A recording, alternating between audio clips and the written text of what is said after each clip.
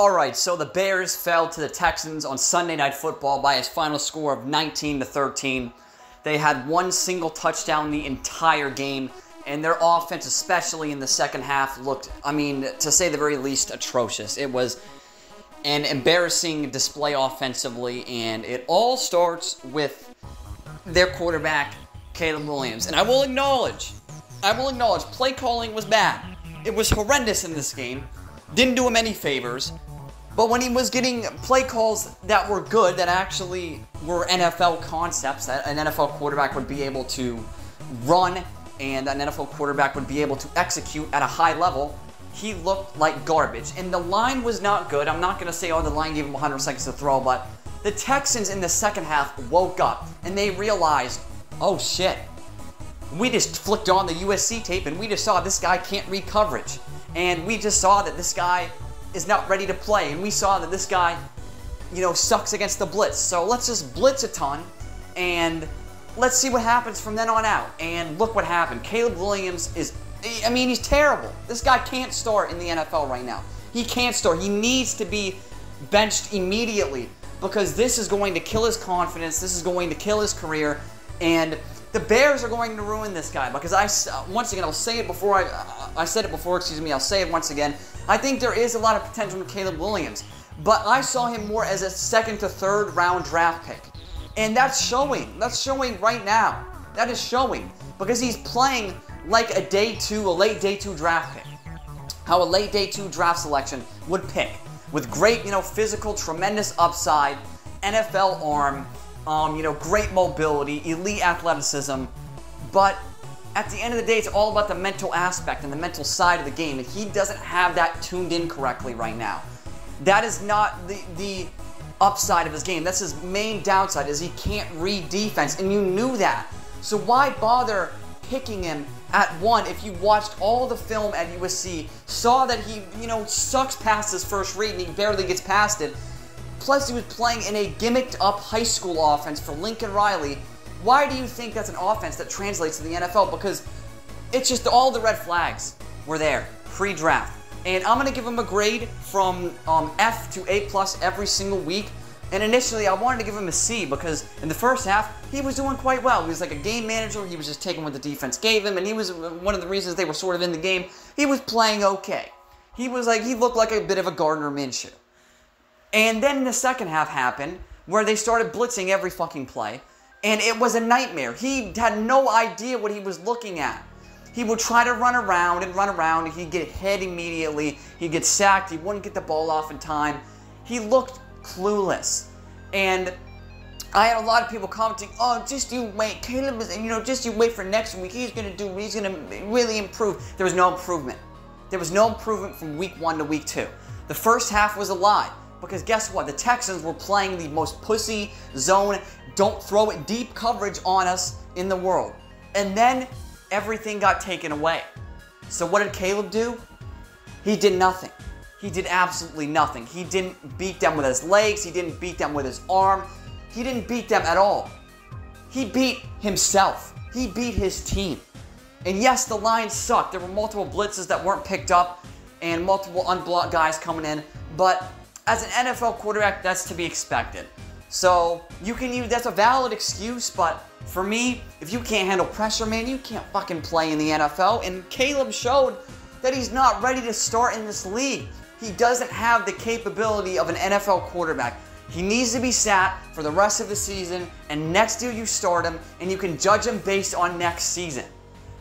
And what I'm seeing, what I saw in the film against the Titans is a quarterback who was scared, a quarterback who was missing throws constantly, and a quarterback who just looked jittery in the pocket with bad mechanics. Same thing showed up during this game when I was watching it live. Jittery feet, poor mechanics, panics under pressure, missing easy throws. It was the same shit, different game. And it's not going to stop. He's not going to magically turn it on and start throwing 5 touchdown passes per game. That won't happen. It's not going to happen. Newsflash, folks, fucking spoiler alert. He's not going to randomly get better. This is who Caleb Williams is as a rookie. He is a terrible quarterback who cannot process or read information at a high level, at a quick rate. He can't read coverage. He can't throw with anticipation. He can't throw any tough pass because he doesn't know how to. And that's showing up on the film. And I'm going to probably break down the All-22, watch the tape, and see what went wrong, for this kid. Because a lot went wrong. Offensively, they were a disaster. They obviously couldn't run the football. I'm not going to ignore that. They could not run the ball worth a shit. And they had to throw it a lot, but when they had to throw it, Caleb was not good throwing the ball. He was an inaccurate, bad passer during the course of this game. And when you have an inaccurate, bad passing quarterback, there's no chance of winning because the NFL has become more pass-happy than ever. I know that it's still a bit run-centric, but it's become more pass-happy than it ever has in the history of the entire fucking league. And if you don't have a quarterback who can execute the basics and win you the game with his arm talent, he sucks. And unfortunately, it's really looking like as a rookie, Caleb Williams is garbage. And I don't know if this is going to be the finished product of Caleb Williams. I don't know if this is who he really is, but as a rookie, this is who he is. Sit him right now. Bench him. If you're Eberflus, you've got to be saying to yourself, fuck, what did we just get ourselves into, man? And I made a couple of videos sort of diagnosing my problems with Caleb Williams and proving that he is poor in games, clutch game situations, in any really game situation. Like if it's 20 seconds in the second quarter with 2 timeouts and they're out throwing 30, he'll throw a really stupid deep pass that'll get picked, or he'll miss a wide open player, or he'll run and with no timeouts, or whatever the hell. He lacks basic game awareness. He lacks any situational awareness, and he can't read defenses. He can't throw with timing or anticipation or really any sort of touch at all. When he was throwing with touch this game, he was fucking horrible. I mean, the ball was going everywhere, and it looked like shit, and Caleb looked like shit. And this is, once again, who he will be as a rookie, and he's got to be benched immediately. There's no way you can start this kid for every single game, at all 17 games. You can't warrant starting this guy because he will not lead you to the playoffs. You have this playoff caliber receiver core, right? This playoff caliber offense, playoff caliber defense, right? You can't waste this. You can't waste this on trying to develop this guy. You want to know how to develop him? You get a veteran quarterback, you sign a veteran QB, you start them for the next however many games, 15 fucking games, and then you start Caleb next season and to see how he is in year 2. You can't throw this guy out to the wolves and expect him to be generational because he's not generational.